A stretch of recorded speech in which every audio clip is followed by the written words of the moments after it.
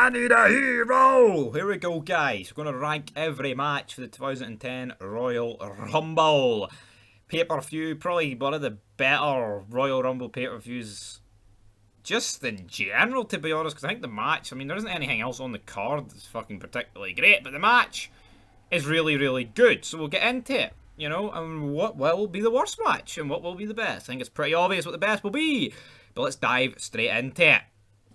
We only did have 6 matches on this card, but coming in last place is the Women's Championship match. I mean, I actually didn't mind this whole feud. I mean, the match only goes 20 seconds, and I feel like if there's a match worse than this on the card, it's awful. But, I mean, the match, Mickie James being called Piggy James, fat, all this, comes out, sparks out Layla, defeats Michelle McCool, wins the title. You can't really complain with it. Next up, though, we have MVP taking on The Miz for the United States Championship. A solid match. It wasn't actually scheduled for the pay-per-view. It was literally just made backstage, and then Terry Long was like, well, you know something, player. I may make tag team matches, but hell, I'm going to make myself a singles match. Makes this match, and aye, we all know the history, because MVP wins, Miz wins, but aye, and then MVP ends up in the Rumble anyway, so a bit weird overall, but a decent enough match. I mean, there was no match on this that was awful, you know.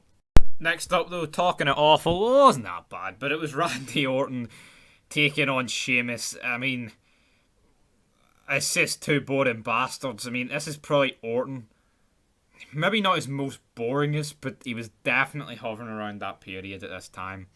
You know, and the match basically, we've got Cody Rhodes getting involved, Ted DiBiase, Sheamus wins, lays out Orton with a bro kick after the match, but at the same time, it's like, Jesus.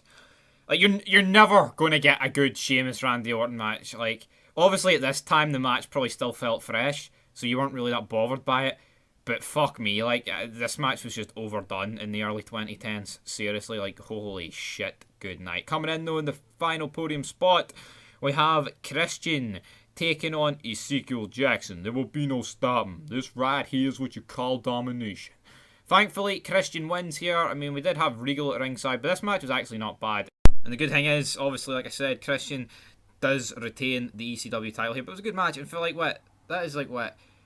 I did No Mercy, and we had a really good Mark Henry fucking Matt Hardy match for the ECW title. And again, another decent match here for the ECW title between Christian and Ezekiel Jackson. But coming in at second place, we have The Undertaker taking on Booyaka 619.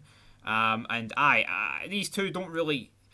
I didn't really have that many matches, but I mean, the promo package was more about Batista and Undertaker. Like, Batista's going to win the Rumble and challenge the Dead Man. Well, Ray's kind of just swung in there, but again, it was another solid match. Obviously, this is like the last year, 2010's like the last year when Taker was full time, so you've got to take it.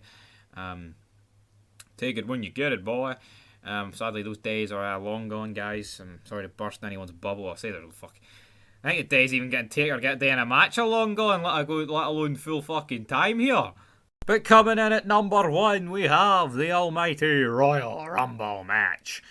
A lot of good shit about this. You've got Edge's return, you've got Shawn Michaels eliminating Triple H, great moment. You've got Shawn Michaels getting eliminated himself, obviously very sad. It was just great storytelling all around. You've got the stuff at the start with CM Punk winning, cutting the promo, eliminating people left, right and centre. We've got even Beth Phoenix eliminating Great Khali. I mean, it's not the fucking greatest moment in WWE history, but it's a memorable moment, you know, and memorable moments are too much to ask for these days in WWE, so you got to take them. Kind of still a bit annoyed at Triple H just come in and eliminated CM Punk like that, but I mean, what can you do about it? Obviously Edge's return, Edge wins, he eliminates Jericho, the final 4, you know, you get Edge, Batista, Cena, Shawn Michaels. It is a really star-studded Rumble. There does feel like there is periods in it though where like it kind of just like, holy fuck, this match is just mid-card, but you still do have a lot of main eventers in it. They did fucking Drew McIntyre was doing pretty well in this match as well, you know. But Edge eliminating big match John and Batista at the end, get the job done. Like I say, Shawn Michaels' elimination was pretty good as well, guys. But anyway, that is every match from the 2010 Royal Rumble ranked.